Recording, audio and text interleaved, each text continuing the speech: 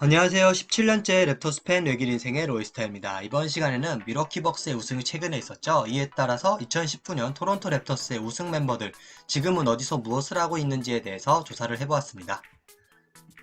네, 아직도 여운이 가시지 않는 랩터스의 우승입니다.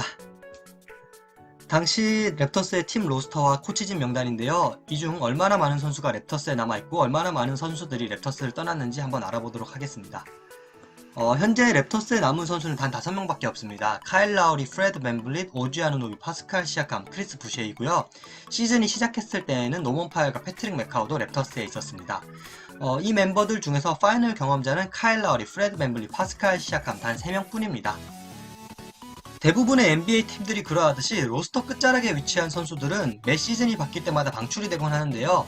랩터스 또한 예외가 아니었습니다. 따라서 이러한 선수들은 시즌이 끝나고 방출돼서 이제 유럽이나 중국으로 가는 등 본인들의 NBA 커리어를 이어가지 못했습니다. 또 이어지는 두 선수들은 이들에 비해서는 굵직한 커리어를 가졌던 선수들입니다. 첫 번째는 패트릭 메카오입니다. 전설로 남은 데뷔 후 3연속 우승을 이뤄낸 선수인데요. 골든스테이트 백투백 우승과 그리고 본인이 이적해서 랩터스에서 우승을 이뤄냈습니다.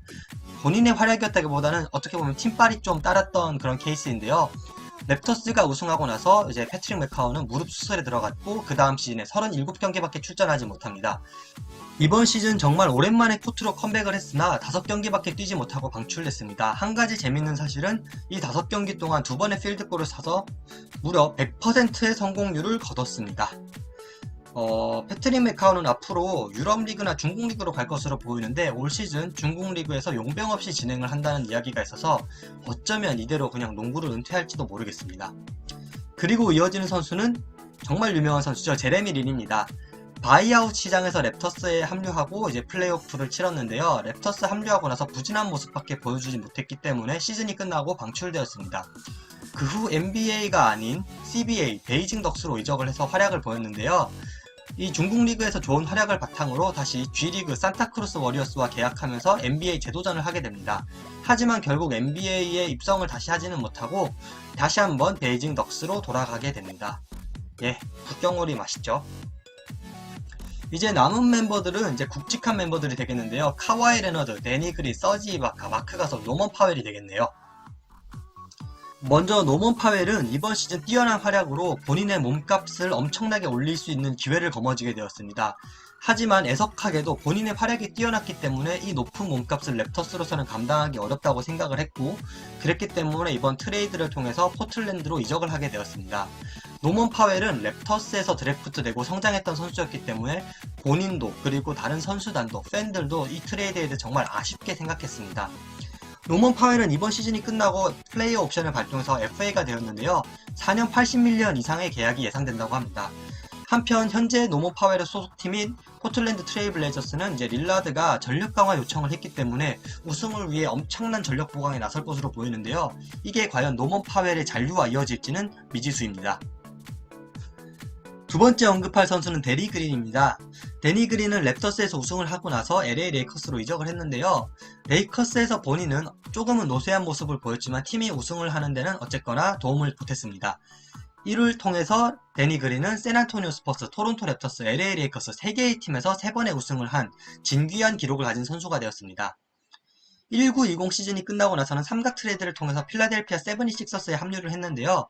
레이커스에 있었을 때보다는 좋은 모습을 보여줬지만 팀의 우승에는 실패하고 맙니다. 한편 데니 그린도 다시 FA가 되었는데요. 나이도 있는 만큼 한 1, 2년 정도 베테랑 미니멈급 계약으로 NBA 커리어를 마무리할 것으로 보입니다.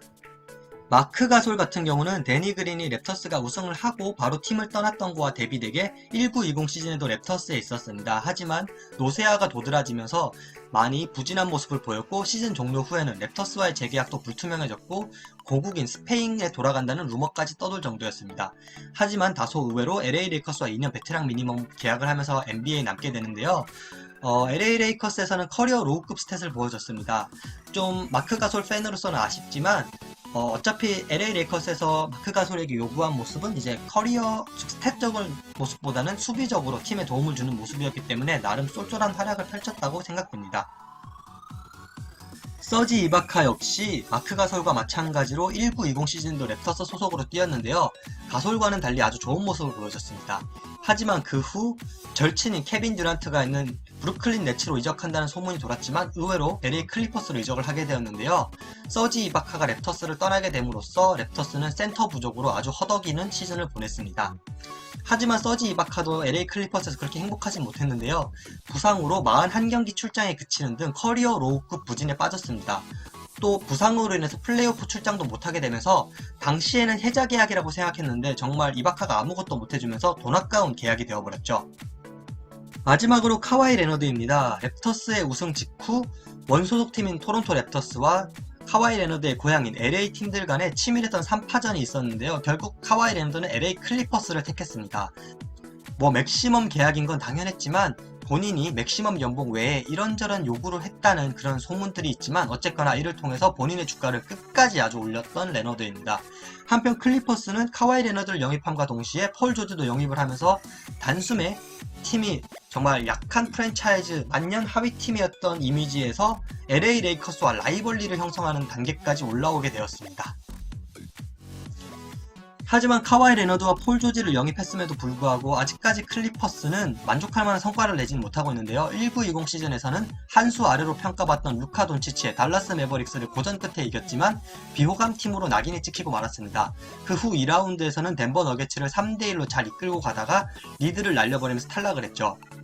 이번 시즌에는 팀 역사상 처음으로 컨퍼런스 파이널을 진출을 했지만 1라운드에서 달라스 매버릭스와 7차전까지 가는 접전 끝에 겨우 승리를 거뒀고 카와이 레너드가 중간에서 부상을 당하면서 컨퍼런스 파이널에 만족을 할 수밖에 없게 되는 위치에 놓여버렸습니다.